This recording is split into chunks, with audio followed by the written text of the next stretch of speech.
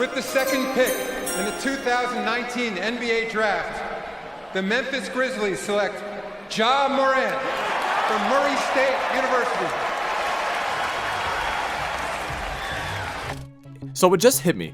Ja Morant may have been the most unpronounced second overall pick in NBA draft history. Why? Well, you know how many times the first and second overall picks in the draft are always compared and debated amongst fans and pundits on who would go first? About half of the spectrum will go with one and the other half will choose the other player.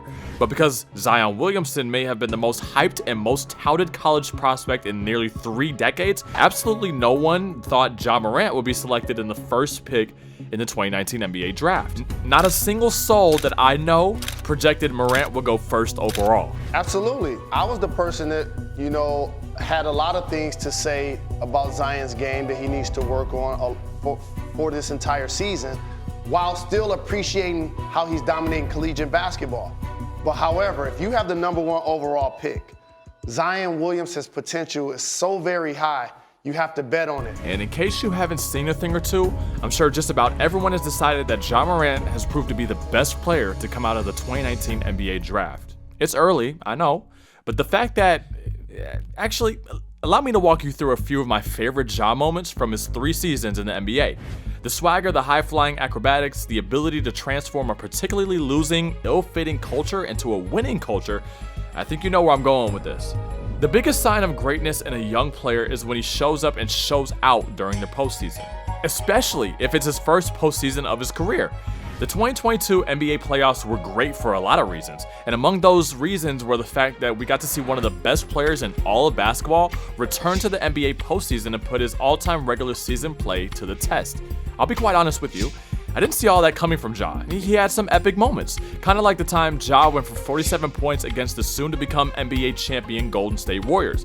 It wasn't just the 47 points, it was the fact that he did something, that only 2 other players in NBA history have ever done. With Ja Morant's 47-point outburst in the Grizzlies' win against the Warriors in Game 2 of the Western Semifinals, he became only the 3rd player ever to record multiple 45-point games before turning 23 years old. You want me to tell you the other 2 guys that pulled off this feat? LeBron James and Kobe Bryant. 2 men that are widely considered 2 of the top 5 players of all time. And speaking of LeBron for a good long while held the record for the most points in a playoff game by a player aged 21 or younger.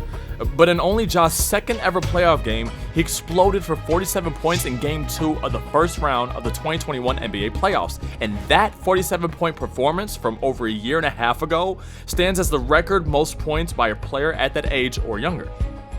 I think this one did it for most of us. For a good decade, there was an obvious answer to who the best dunker was at the point guard position in NBA history, and his name is Russell Westbrook. And then a chunk of years later came Ja Morant. When I saw him fly for the first time, I just knew that this kid had the opportunity to become one of the most dynamic small guard dunkers of all time. Than what they were able to put together. Lob from Morant! Valanciunas is okay in this partner if he didn't come down with his hands, but how about that? I'm not focused on the dunk here as much as I'm focused on the graceful elevation and second-to-none hang time. Just look at how he glides through the air and shows so much body control throughout. It's moments like these that convinced me that one day, maybe just one day, Ja will pull off one of the most memorable in-game dunks of all time. Wait.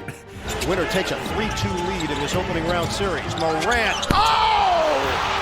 A jawbreaker! At the Grizzlies' den, it is Ja Morant on the full extension.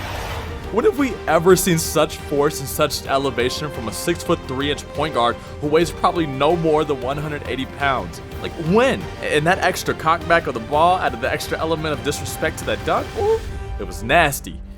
Oh, this might have been meaner than Ja's dunk against the Timberwolves this past postseason. It's one of those moments you really have to rewatch to appreciate. This is when you're so athletically gifted that your athleticism alone makes you look like a capable defender. You see, when Avery Bradley deflected this ball and ran past Ja, he thought he had just one man to beat to the rim. In most cases, that's exactly what would have transpired, but when you can jump so far and high, heck, no transition layup is safe anymore in today's NBA.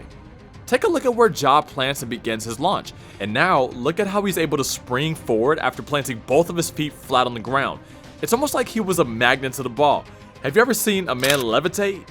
Yeah, I just did too. Ja didn't just swat the ball, tip it, deflect it, or spin it against the backboard. He caught the ball above the rim with both of his hands. He literally jumped up and snatched the ball out of the air and then... Okay, I know he didn't fully catch the ball, but still, that looked like and felt like the most disrespectful chase down block that I think many of us have ever witnessed. Just look at Avery Bradley's reaction after the fact. He had no idea where his own shot just went, like absolutely no clue. Walker, rebound by Adams, his 6th. Morrant blows by Primo. Attack!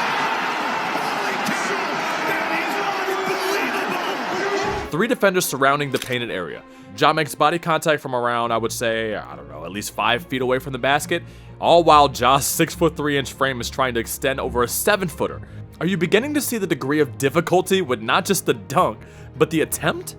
It's almost like Ja's getting higher with each second his body contacts the defender, and I don't know about you, but it always seems like these foreign big men in the NBA are always on the other end of some of the rudest looking dunks we'll see in the entire NBA. On February 26, 2022, Ja Morant went for 46 points on 54% from the floor and 3 of 4 on 3-pointers on the road against the Chicago Bulls.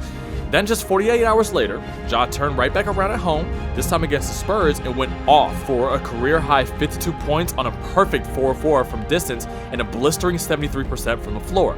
I know he's young and fresh and has a naturally high-flying game, but still, to pull off performances like that in back-to-back games is a testament to Ja's special abilities. I just showed you Ja's dunk he had en route to his 52-piece, but it was the pace, the swagger, the outside shooting, the finishing. He was everywhere that night and did a little bit of everything one man can do for a basketball team. And they seriously gave Ja the Most Improved Player award? I mean, yeah, he improved and all, but he was already that level of player even before last season. In fact, this is the ultimate payoff for any sports franchise. You draft a player in the lottery and watch him blossom into a talent that not only brings hope and excitement for the future, but a rare talent that almost immediately changes the entire culture of a franchise.